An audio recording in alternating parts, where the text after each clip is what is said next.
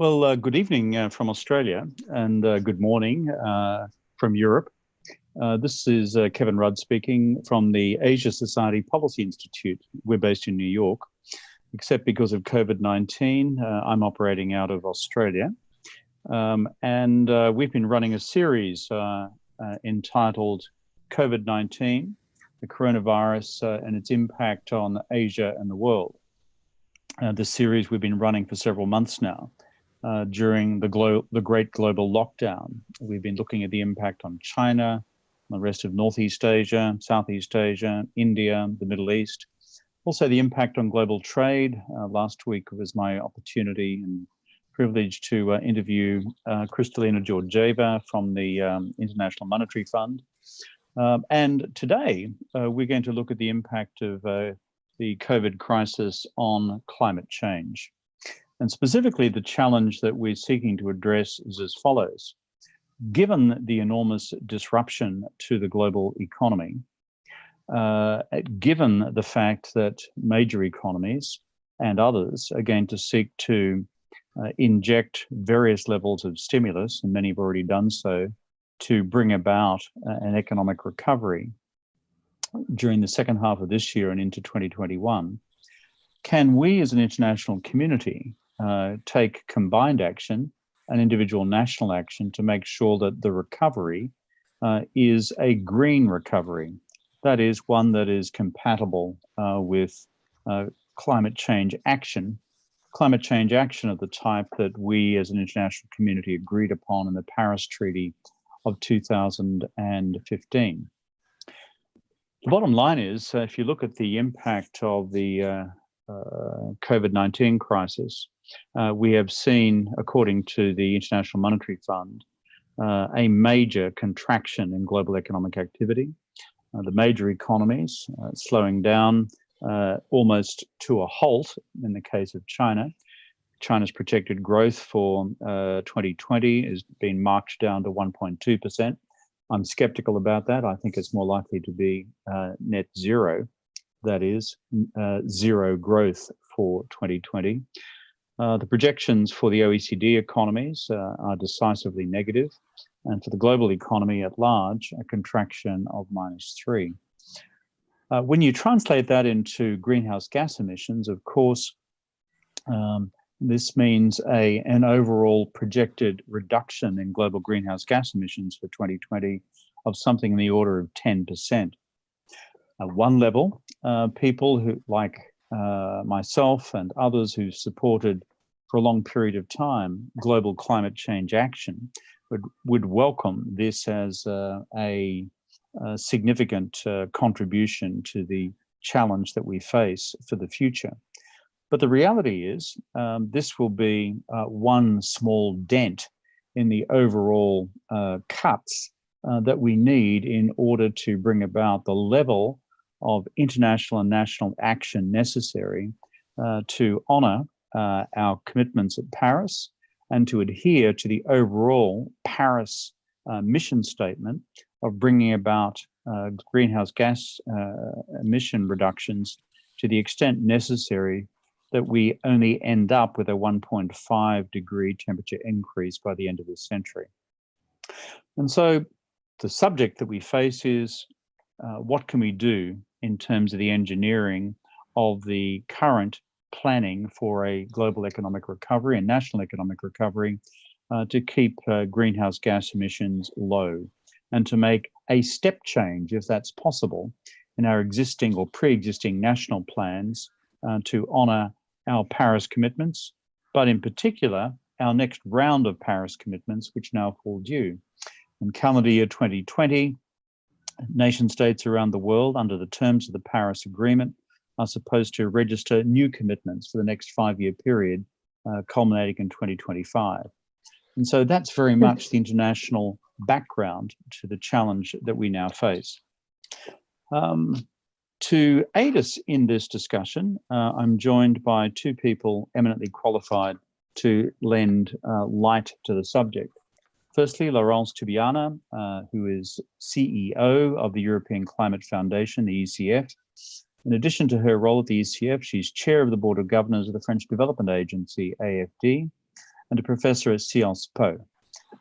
She, of course, joins us from Paris. Before joining the ECF, Laurence was France's climate change ambassador and special representative for COP21, which, as everyone tuning into this webinar from around the world will know, was the critical conference of the parties which produced the Paris Agreement of 2015. Following COP21, she was also appointed a high-level champion for climate action. So Laurence, we're so pleased to have you joining us from France for this webinar. We're also joined by John Denton. John I've known for most of his professional life. Like myself, he began his life as a career Australian diplomat, but we all make our mistakes. John then went off into the private sector and became a partner and then the chief executive officer of Cause Chambers Westgarth, a leading independent law firm in Australia. He's also been active on Australia's peak industry body called the Business Council of Australia. He remains chair of its Global Engagement Task Force, but he currently serves as Secretary General of the International Chamber of Commerce in Paris. He's occupied that position since May of 2018. And of course, the ICC, together with other peak industry bodies around the world, has sought to join the campaign for global action in support of the Paris commitments by nation states, but also the Paris Agreement's clarion call, not just to governments, but to corporations around the world and non-government organizations to participate in a global campaign to bring global greenhouse gas reductions down and to produce a renewable energy future for us all and a sustainable planet for us all. Now, our run of program for today's webinar is very simple. I'm going to ask Laurence to speak to us for 5 or 10 minutes about where she sees the current global state of play. I could think of no one better to do so, given her integral involvement in the negotiation of the Paris Agreement of 2015. I'm sure Laurence will address the question of where we now stand in terms of the adequacy of existing nationally determined commitments, NDCs, for the future, where we stand also in terms of the importance of 2020 being used to renew commitments for the next 5-year period, remembering that Paris laid out a 15-year time horizon from the date of its inauguration in 2015 through the conclusion of our first 5-year period this year, the second 5-year period to 2025, and then the third through to 2030. And of course, all that, Laurence, occurs against a background of a growing international momentum for nation states to move towards net zero by 2050. I noticed the government of Spain, for example, recently indicated that it would be doing just precisely that. So Laurence, welcome very much to our webinar. Thank you for spending time with us. You're an international authority on climate change action. Thank you for the work that you put into this agenda yourself personally in the Paris negotiations. And the floor is yours. Thank you very much, Kevin, for this wonderful opportunity, not only to exchange with John and you, but also to, in a way, reach out to a public that is interested. And I commend your efforts through your ASIA webinars to really open the floor to this very important discussion.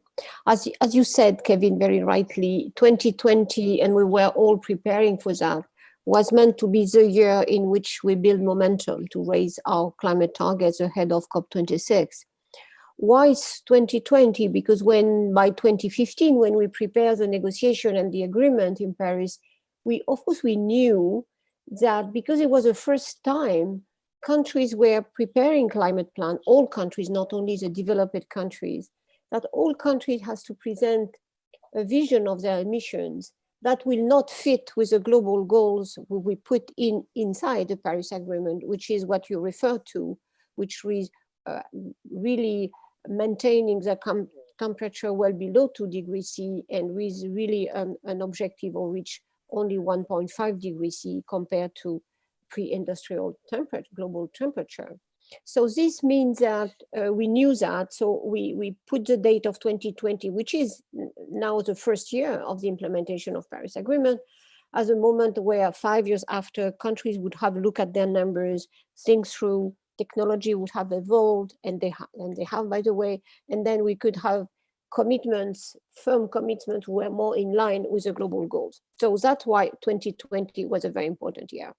And then, of course, we had this ratcheting mechanism, again, because Paris is really a learning process where countries can do better because they learn to do better, because they see all actors going in the same direction, not only, of course, the government, but of course, the businesses, economic actors, financial actors, as well as local authorities. So it's a whole encompassing framework, which we tried to build in Paris.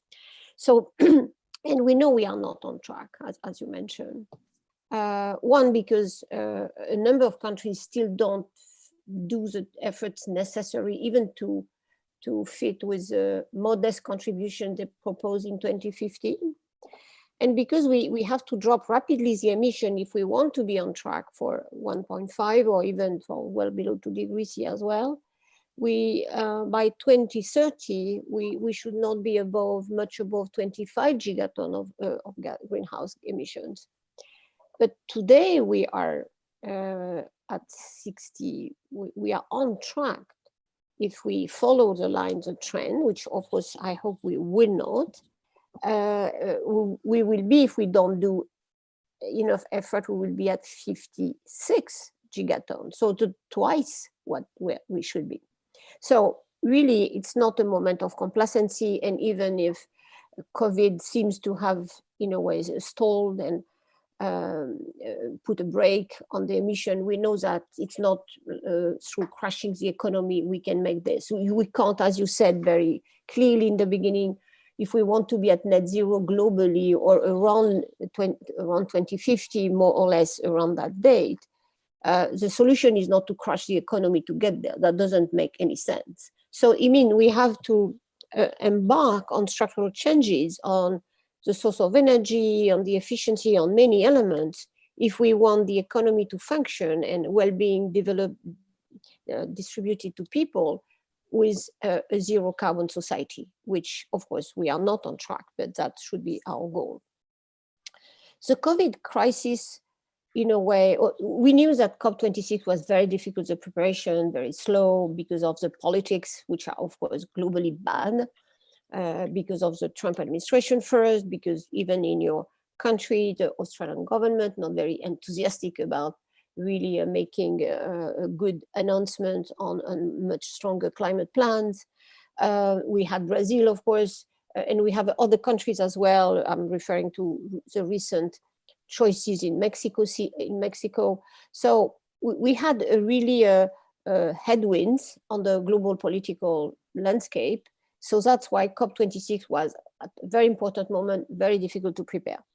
And on top of that, the COVID crisis has changed the dynamic completely. So of course, it's just natural that leaders are focusing on finding solutions to the health crisis first, and that is turning now already into an economic and a social crisis, in particular an employment crisis and a poverty, and then a recreation of a poverty we're hoping that will go slowly, but we really let the poverty behind us. So that's a moment of truth for our vision of the transition to climate neutrality and healthier ecosystem and a new social contract. I'm struck by the fact that we can't just talk about climate only now anymore. It's good, of course, to push the climate agenda because that's the looming catastrophe on that is coming to us. But at the same time, we see that because of this crisis, we need to have the people at the center of all our responses to what will happen and the kind of solution of getting out of the crisis we are looking for. And so the green recovery, I think, is an appropriate roadmap.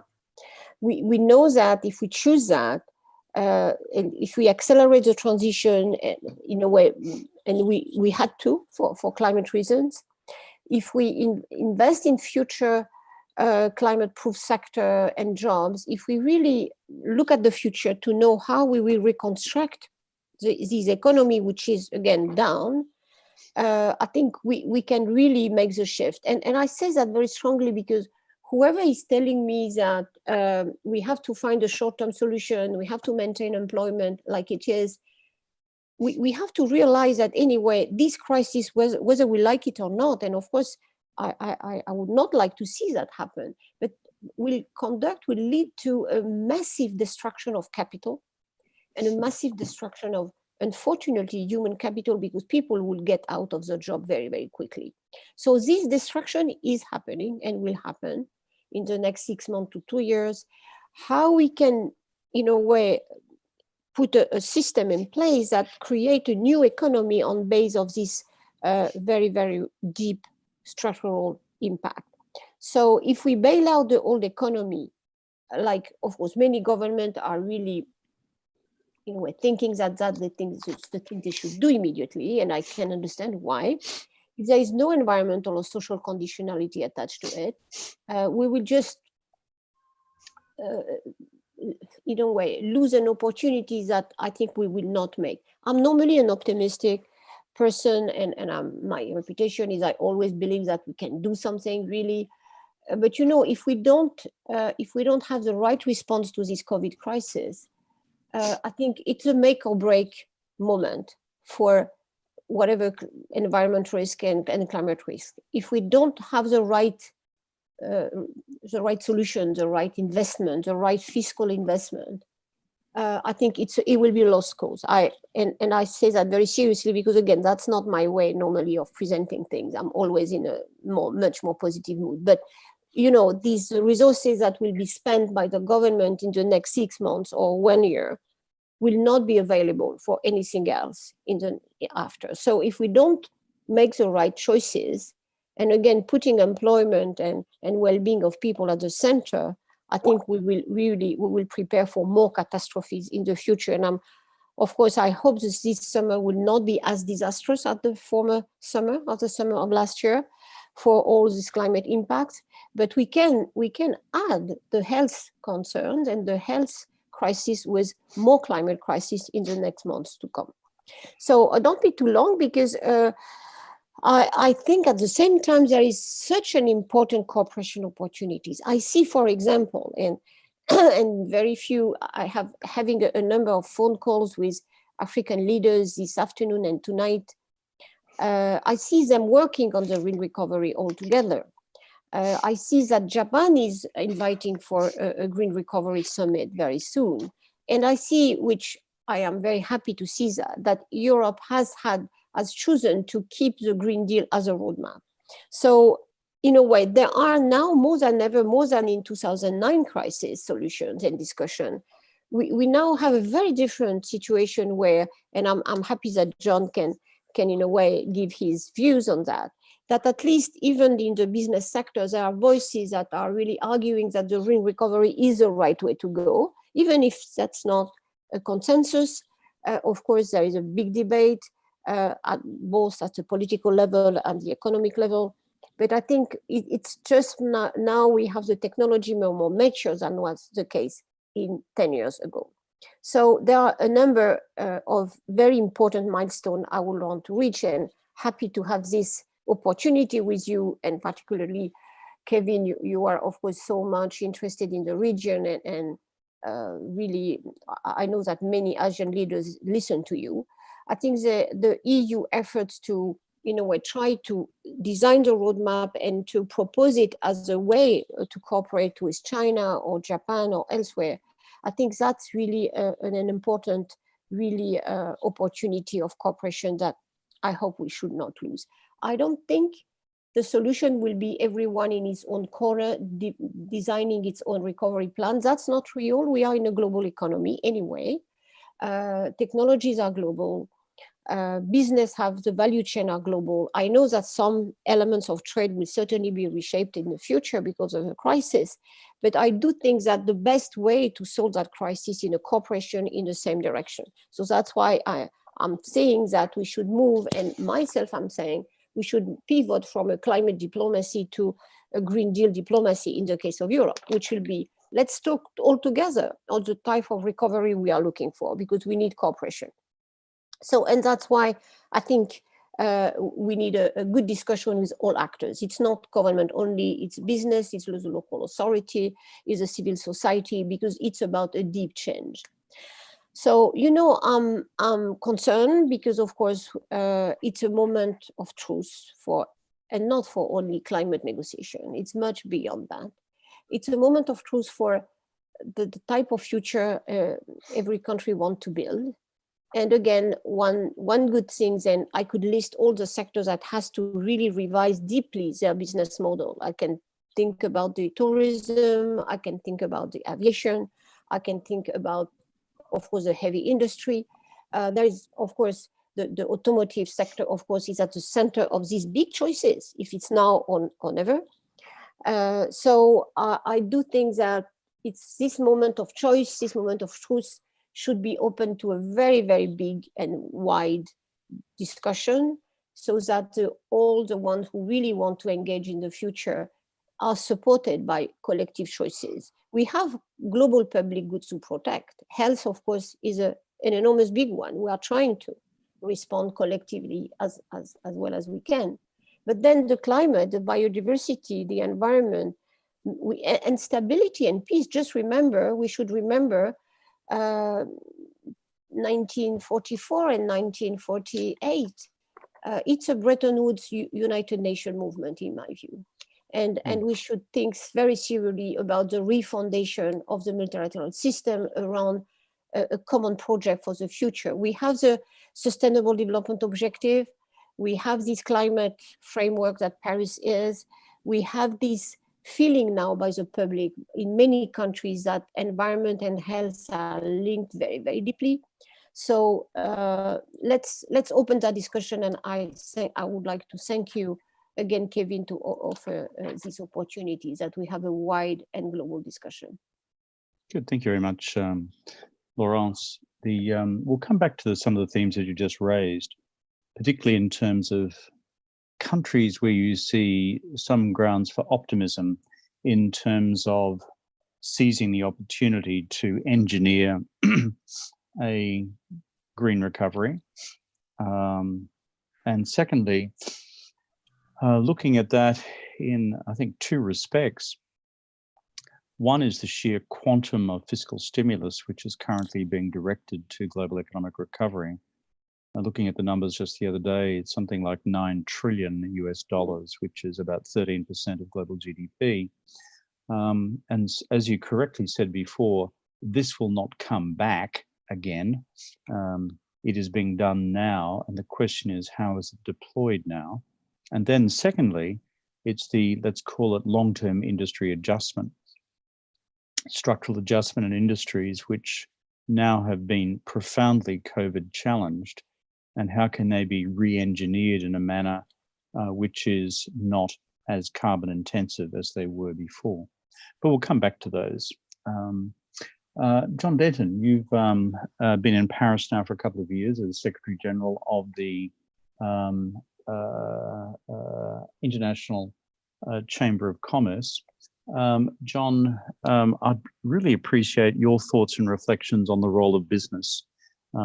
You, as a international chamber, represent, and you can give us the numbers in a minute, umpteen thousand national and municipal and provincial chambers around the world.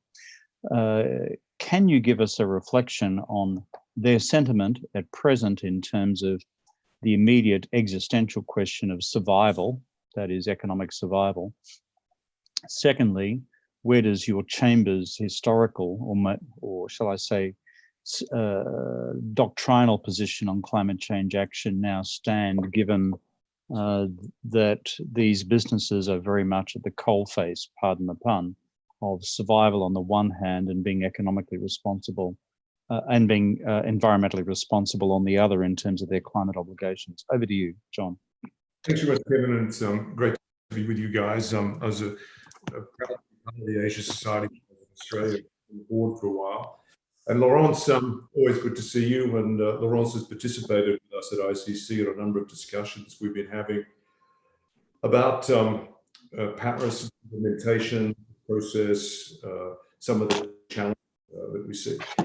Very clear. So the International Chamber of Commerce was founded 100 years ago. We are actually the institutional voice of 45 million businesses, Kevin. So it's an interesting number. We were founded on the principle that our job is to enable business worldwide to secure peace, prosperity, and opportunity for all. We're a unique institution and that we're purpose-led. But importantly, we represent the North and the South. So when you look at it, we're not just big business, we're also small, medium businesses, we're also micro businesses. We're not in one sector, we're in multiple sectors. We're not in one continent, we're in all continents. We bring the voice of the emerging economies into the global business debate and global economic debate, and the voice of developed economies as well. So, our range of interests are broad, because our whole purpose is about enabling business, because we genuinely believe that business empowered can do good things and can actually help with peace, prosperity, and opportunity for all. Now, we celebrated our centenary last year, and in fact, Laurent Fabius spoke at our centennial last year. And one reason he did was because he saw the role of the International Chamber of Commerce as critical, I think, Laurence, during the Paris Agreement, because we crowded in the private sector to participate in that discussion. The reason we did that is that we are of the view, and the companies that comprise us, the view part of that stake in the future is ensuring we have a livable planet, frankly, upon which we can live, but also trade and build businesses. We made a commitment last year that we would not only support Paris, but we would be explicit in supporting science-based targets. We have an explicit commitment of the International Chamber of Commerce to 1.5 and net zero. And one of the challenges that was thrown out to us last year was, okay, so you speak on behalf of big business, you guys are just virtue signaling, small businesses aren't interested. Well, I took up that challenge, and we convene all the chambers of commerce globally in what's called the World Chambers Congress. And last year we held it in Rio de Janeiro. And I said to the chambers, this is the challenge. Are you prepared to sign up to a coalition of action on climate change, which will commit you to 1.5 and net zero? We have 2,000, just on 2,000 chambers representing 10 to 12 million businesses. These are SMEs, micro SMEs signed up for that. The challenge is to translate the commitment to action on climate change into reality. And so we've been building tools to do so. And then, of course, COVID hits.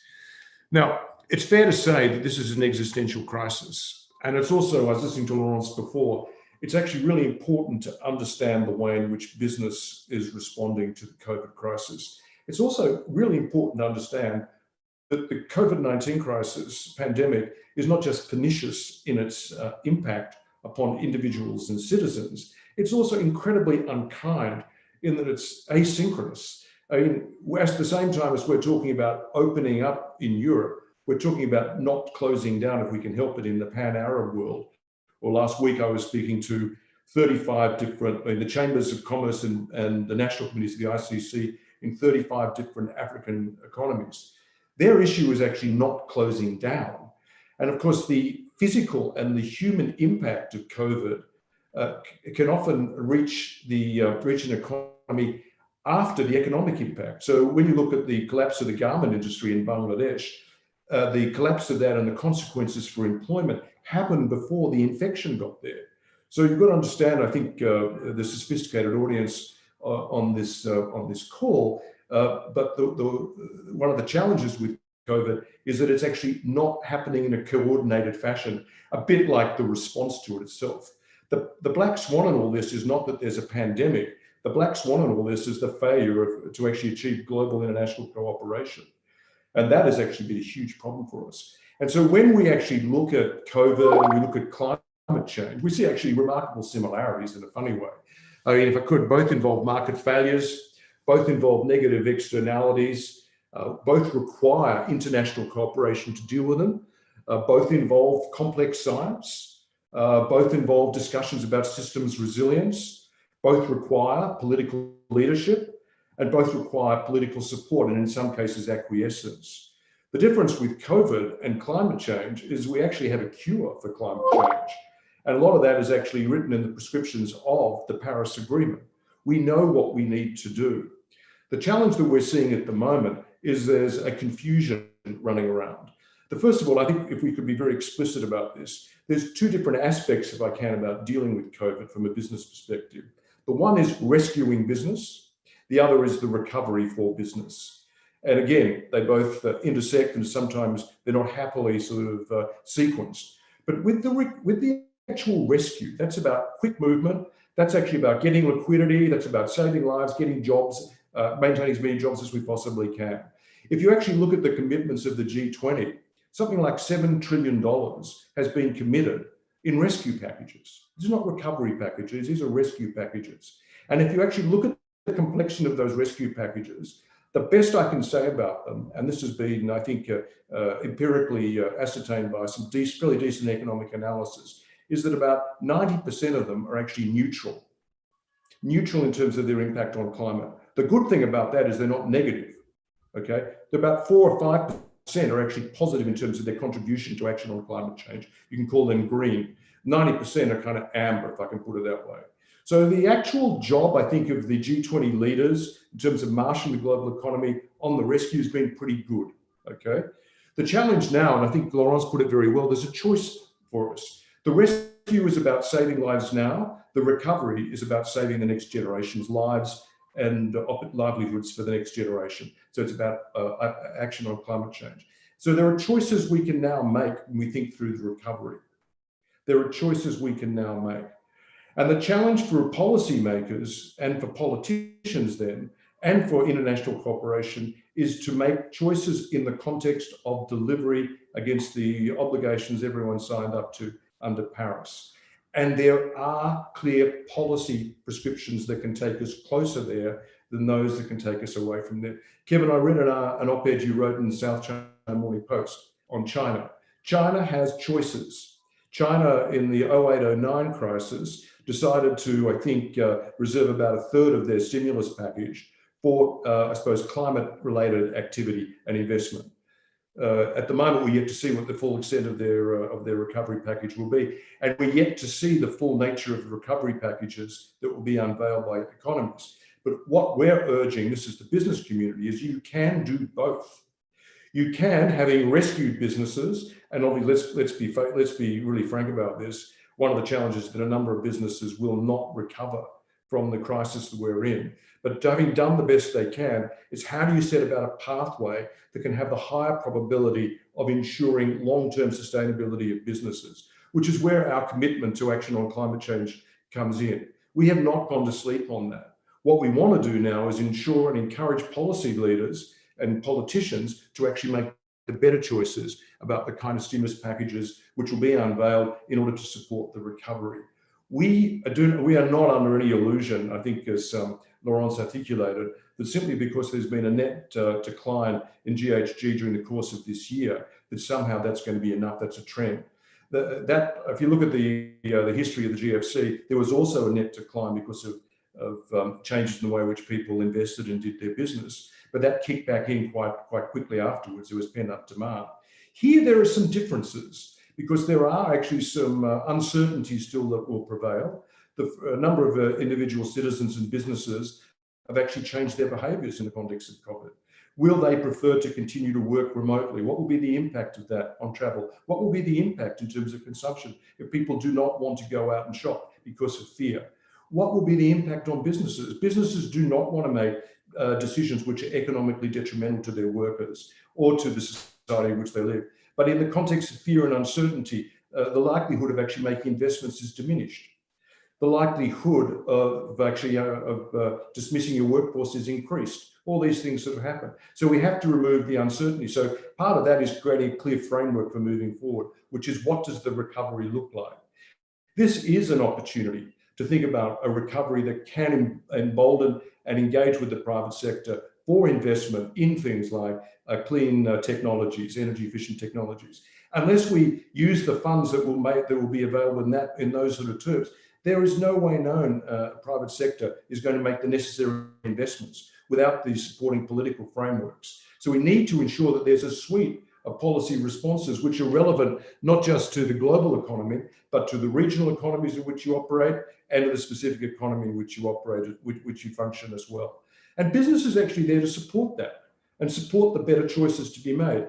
But it does have to be put into a long-term, I think, recovery strategy, which is why it's so important to be making and considering these better choices at this point in time. Why would we continue to invest in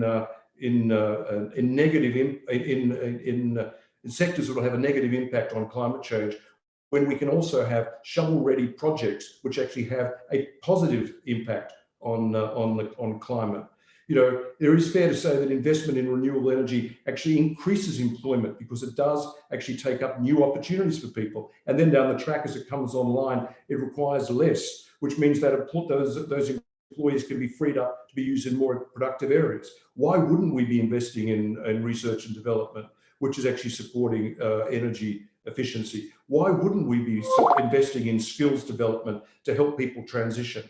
Why wouldn't we be investing in ensuring that buildings are actually energy efficient and redesigned to operate effectively both at a public level and at a private level? Why wouldn't we do it? These are all positive steps which would be seen in the top prism of any actions that needed to be taken to form a policy suite to support a recovery which will enable action on climate and actually help us on a trajectory towards lower energy pricing, a lower cost economy, and one in which the productivity which comes out of a climate-ready economy is actually available to us. So these are all the sort of things we're seeing. We stand ready, willing, and able to participate in the COP process as it unfolds, and to encourage governments along the way. The International Chamber of Commerce, we act. We don't just talk about things. We've created our own private carbon council in the midst of all this. We've actually launched a campaign which is called Greening Up, which is all about supporting carbon offsets, because we actually are committed to action on climate. What we want to do is ensure that not only do we rescue our businesses, we also help them recover in the long term by supporting a suite of policy actions which will be supportive of our commitments under Paris.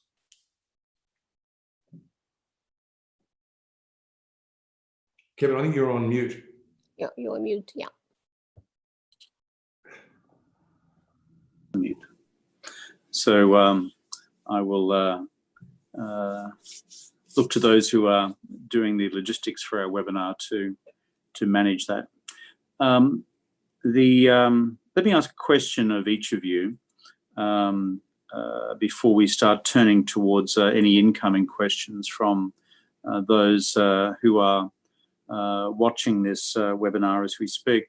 Laurence, in terms of major action on global recovery packages, both yourself and John have referred, of course, to China, the world's largest emitter, historically the world's now second largest contributor to greenhouse gases in aggregate over time.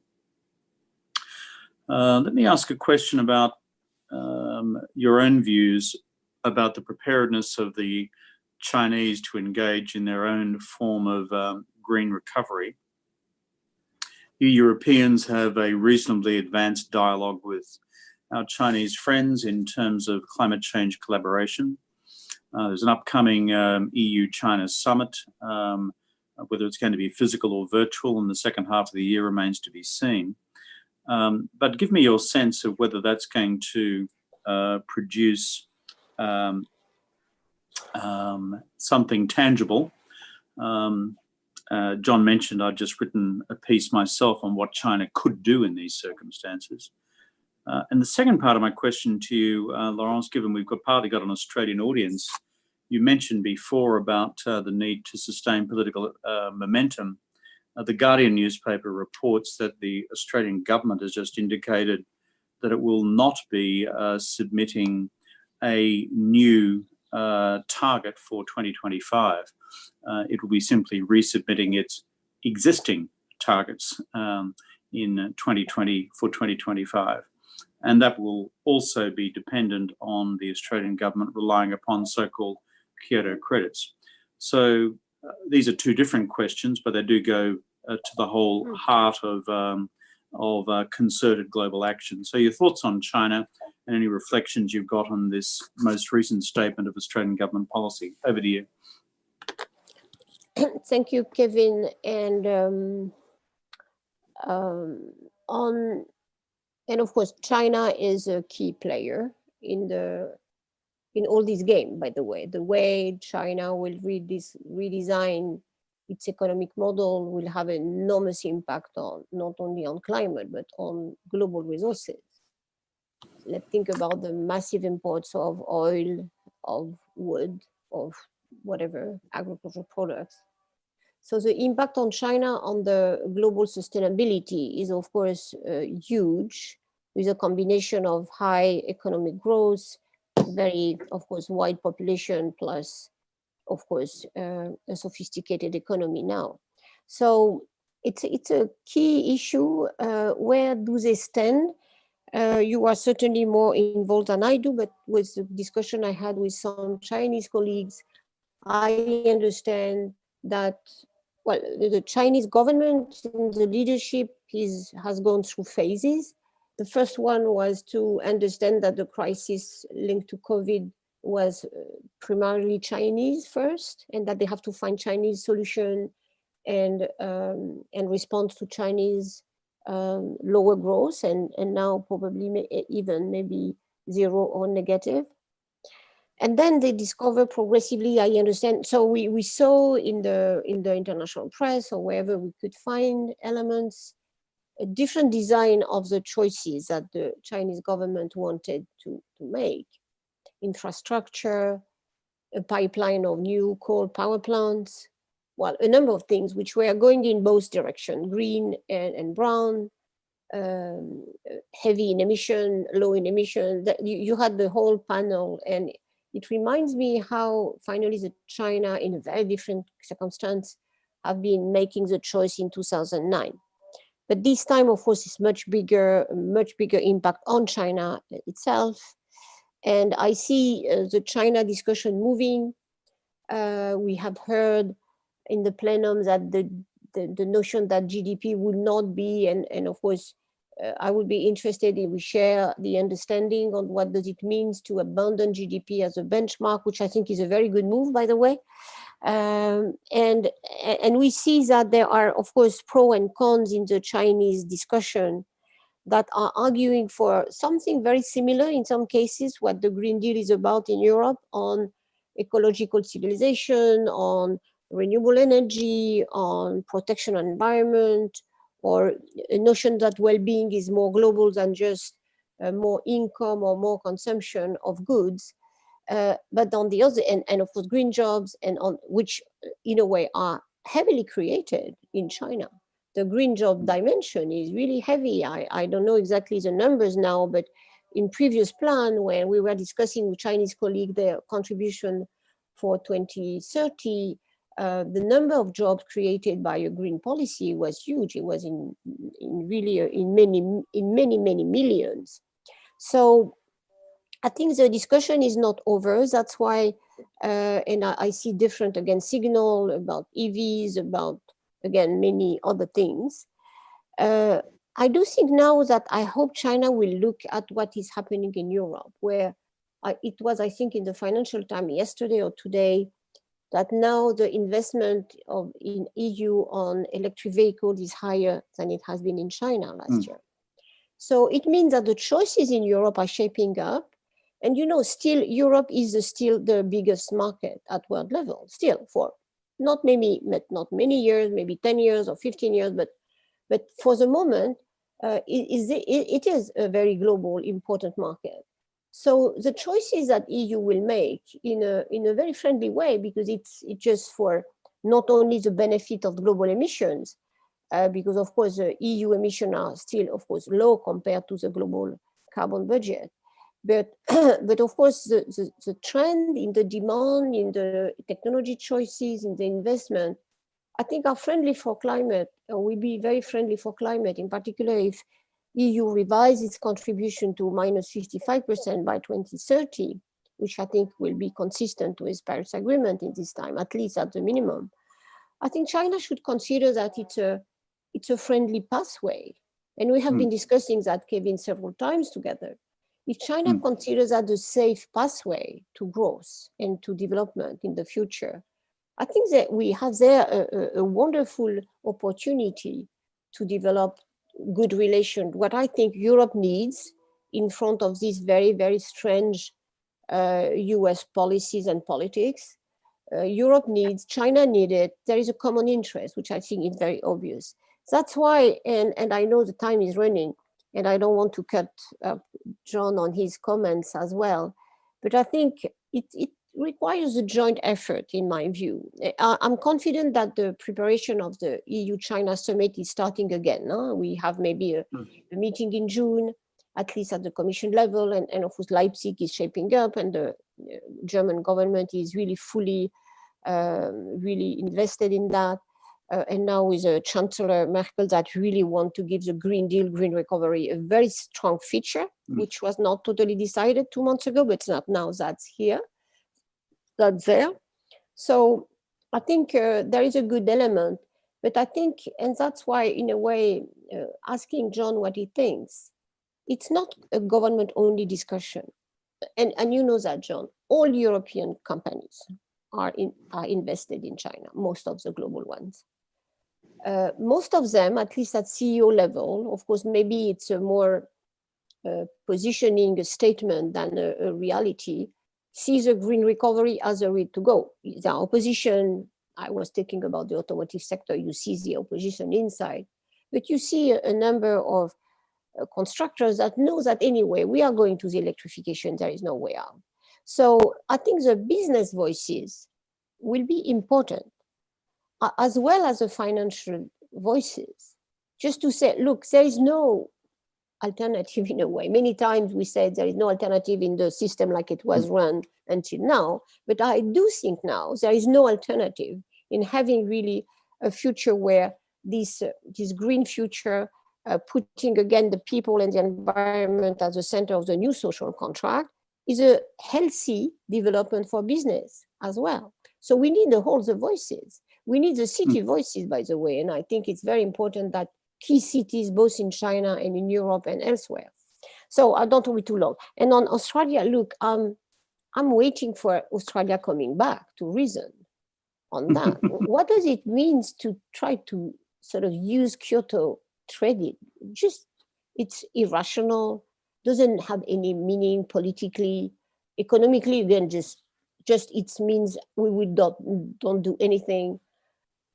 You know, Australia is a big, sophisticated country. You have excellent scientists in Australia.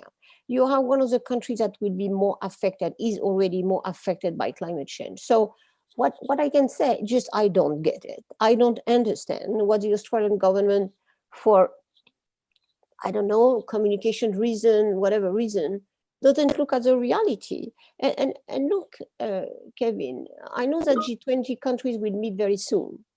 The G20 countries will be the most affected by climate impacts because they have the biggest GDP. And when you look at Saudi Arabia, as well as Japan, as well as Indonesia, that will be countries where the climate catastrophe will hit them much more than what COVID is doing. So again, I don't know how to speak to reason to your government. I'm not probably in a good place to do it, but really this is just comedy. This Kyoto, if I may be undiplomatic now again, I think it's just a comedy. So I'll stop there, not to be right. John, I got a question from people watching the webinar, which goes directly to what Laurence just raised about the G20. You've been active in the B20 before. Give me a sense about whether we are likely to see green recovery central or marginal to the deliberations of the G20 this year, whether it's a virtual or physical meeting later this year. We know that Saudi is in the chair, presents its own particular challenges.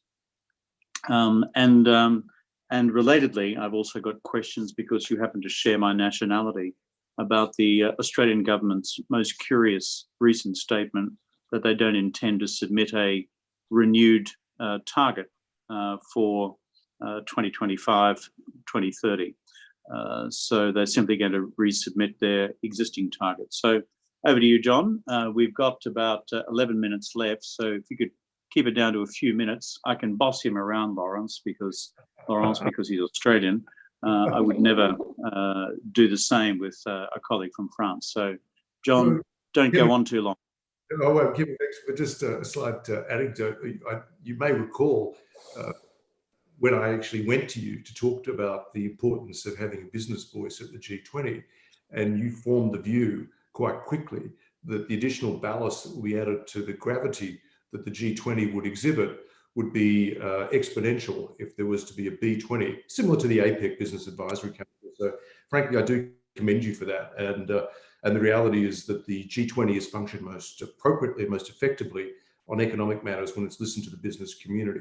I think it's really important to understand, though, the nature of the G20, as you do only too well. It's a troika. And what I mean by that is it's the last year, it's the current year, and it's the next presidency. The next presidency of the G20 sits with Italy, and in a way, Italy, as you know, is also sharing the COP26 preparations with the UK. And the UK next year not only has COP26, but also has the G7. So there's actually quite an interesting, I think, moment for focus on, I think, action to support a much more effective pathway towards the Paris targets. This year, and again, this year should be seen in the context of the 3 years. This year, I don't think a green recovery will be featuring in the language of the G20. That's not to say that actions in support of it will not be. And that's not to say that the business community is not arguing for it. The business community is being remarkably consistent, I think, both in the financing side and in the energy side, and on the issue of the trade side as well, to do with action on climate and actually putting those views before the G20. The G20 will continue next year, and in that context, the B20 will, I think, continue to support the idea of a green recovery, but the language may be different in order to get the communiques through. You probably know that better than I do. But the actions in support of it, and even going to your question about the Australians, I don't fully understand what's being published in the newspaper. But the bit I did see, because I was actually very interested in the recovery, was a huge focus on investment in skills, which I actually think is a very positive step and is actually very supportive of action on climate change. That may not be the intent, but if we're going to skill people up to enable them to participate in the new economy is going to be created out of more efficient usages of energy, etc. So that's actually not a bad thing, I think, coming out of it. And again, as Laurence said, I think you would also articulate as well, it's not quite clear to me what's intended by the statement. Because last year I read that the Prime Minister had given a commitment to include and continue to consider action to meet the Paris Agreement as part of the policy mix of Australia. So I think it has to be understood in that context, I assume, unless the Energy Minister is taking a unilateral decision without the support of the Prime Minister. And all the actions I've seen from the Prime Minister to date, they may not use the language, but are actually supportive of action on climate. As I said, I was involved in Australia in launching a campaign called Green Up Australia. Well, we did not receive any opposition from the federal government to launching that campaign. So one other thing I say is that the global business community does expect and does anticipate a constructive role to be played by Australia as we move forward on what is a global endeavour, which is actually saving the planet. Well, I'll join Laurence in being undiplomatic, but that would be expected of me, I suppose. But it's true, I think, Laurence, that the Paris Agreement of 2015 explicitly agreed that there would be ratcheting up provisions and timetables, the first of which was to be 2020, second of which was to be 2025, all pointing to where we'd land beyond that in terms of 2030 plus. And therefore, for a major G20 economy to say, we are not submitting new targets in 2020 for the future is a major departure from the content of the Paris Agreement. That's what concerns me, is basically the fracturing of that consensus. But let's go more broadly again to the future, which is, and we've got 5 or 6 minutes left. Laurence put out some very large ideas before about how the multilateral system could possibly use green recovery to rebirth itself as a very big idea for the international community. Parallel to that, you have the encouraging sounds now out of Berlin and Paris about the European Union taking the Green Deal seriously, and thirdly, seriously in their engagement with China. On top of that, if the Democrats happen to win in the United States in November, the commitment both from the, let's call it the liberal end and the conservative end of the Democratic Party, seems to be landing in and around a form of Green New Deal. So therefore, what I'd like you to each reflect on for, frankly, a minute or two each is whether in fact this is the big new renewal idea for the international community to not only act for the planet, but at the same time, act to regenerate our machinery of global collaboration. Given this is both an existential challenge in terms of climate, but because of the intersections between environmental degradation and human disease, of which we've had some indication through the pandemic, that this actually becomes a new and fundamental transcending global agenda with those two endpoints in mind. A couple of minutes from you, Laurence, a couple of minutes from you, John, and then we'll wind up because we were trying to keep to time in these discussions. Laurence. Thank you, Kevin. Of course, it's a big discussion agenda, and I'm happy you would like to pick it up, but maybe you need much more webinars to discuss that. But I do think that we remember 1944 Bretton Woods Agreement, and then the UN Charter. We had a peace and security and financial stability at the core. What are we looking for? Again, managing risk. The risks now are different. Peace and security, unfortunately, doesn't disappear, but we have added new global risks that we have to tackle, including, in a way, maybe sort of risk going back to protectionism that we, of course, we try to avoid and we improve during all these years. So I think we need that refoundation. And I'm sure that Antonio Guterres at UN can start that discussion. But again, it's a different world. The governance of it would be different. And we need, it can't be a government-only discussion, as I mention all the time, because now we have much more capacity to embark with different actors, civil society, even public opinion and citizen. But it's really important to consider the problem in its all-encompassing reality. And I do think, and I will close there, that now the public is mature, is ready in many countries. At least in many countries, the discussion is open on what is the next step people want. And I don't think it's more phones, it's more consumption only. It's as well a sense of equilibrium in the ways they see their relation with nature, their relation with risk. And I do think that, managing risk is about as well democracy and citizenship and open discussion and society. And I think we need to open that discussion between nations. Of course, they are there and they are very strong. And of course, helpful places where people can discuss. But we need as well global discussion and to connect the two. We need the global discussion go on, but we need the discussion in-house. That's why I am pleading for having in each national context a Green Deal sort of SDG discussion that can open to the base, the building blocks of what could be the global framework to open and to build this new social contract in each country, and I think we need it. And we need, of course, cooperation for it. Well, France, of course, you're the origin of the original social contract. So we will look with interest to see how this develops.